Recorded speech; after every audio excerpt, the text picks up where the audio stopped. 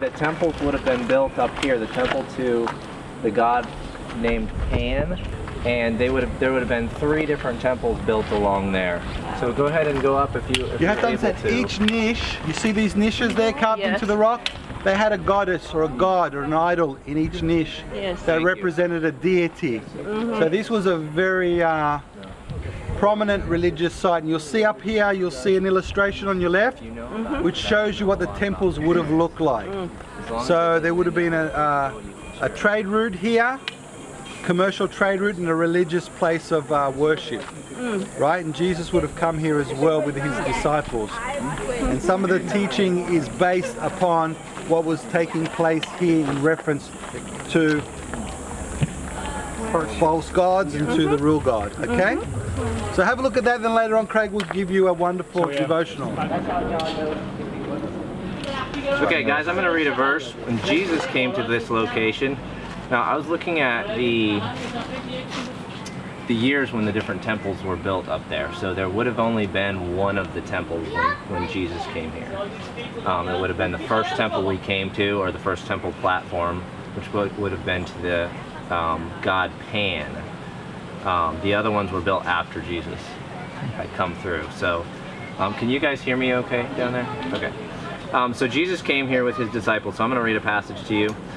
When Jesus came into the coast of Caesarea Philippi. Now we were in Caesarea. So this is named still after Caesar, but it was to differentiate it, it was named Caesarea Philippi. And now it does say the coast, and people will say, well, is that city or is it this? The coast just means the vicinity or the region. So when Jesus came into the coast of Caesarea Philippi, he asked his disciples, saying, "Whom do men say that I, the Son of Man, am?" And they said, "Some say that thou art John the Baptist, some Elias, and others Jeremiah, or one of the prophets." He saith unto them, "But whom say ye that I am?" And Simon Peter answered and said, "Thou art the Christ, the Son of the living God." And Jesus answered and said unto him, "Blessed art thou, Simon Bar-Jonah, for flesh and blood hath not revealed it unto thee, but my Father which is in heaven. And I say unto thee that thou art Peter, and upon this rock I will build my church, and the gates of hell shall not prevail against it." I'm going to stop there. There's this last verse, "Thou art Peter, and upon this rock I will build my church, and the gates of hell shall not prevail against it." From the research that I've done and talking to Dave, he said we can't be dogmatic about this, but there's a very good likelihood that Jesus was standing up there, and he's saying upon this rock. He's not talking about the rock there, but there is a rock there, but that rock stands for something different than what Jesus is referring to, but he's kind of playing off of that. So you have a rock up there that's dedicated to pagan worship.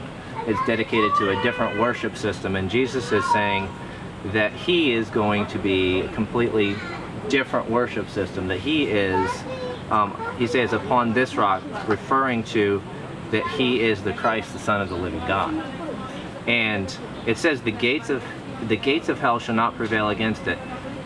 The pit where the water would come out, that was referred to as the gates of hell. That was referred to as something that would go down into the depths, and they used to make sacrifices and throw them in, and the dead animal would obviously never return. It would be swallowed up by that water. What's fascinating to me is that when Jesus died, he did go down into the depths, if you will, but he did return. He overcame, in a sense, this system. So I don't want to be overly dogmatic about that. Obviously, Jesus did set himself up against this system, against the God of, and this was very, very pagan, probably one of the most pagan areas in Israel at the time. There were some of the ways they worshipped the god of Pan, or however you say his name. They would do orgies. I mean, they would just do some very wicked things here.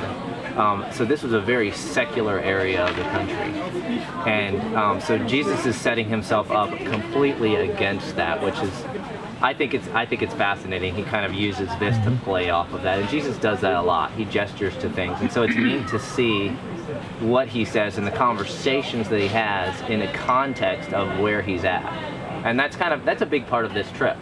I've had a lot of fun just walking through the Gospels, reading them in my devotions while we're here, just looking at what Jesus, where he was at. I know when I returned from my first trip of Israel, all of the locations just popped out. Before you're reading for you go straight to the red words. Yeah. Just read what was said and try to extract the truth or whatever, or what should I do. But like all the locations started popping out at me. Wait a minute, this was happening here, and this is why these things were being said in this location.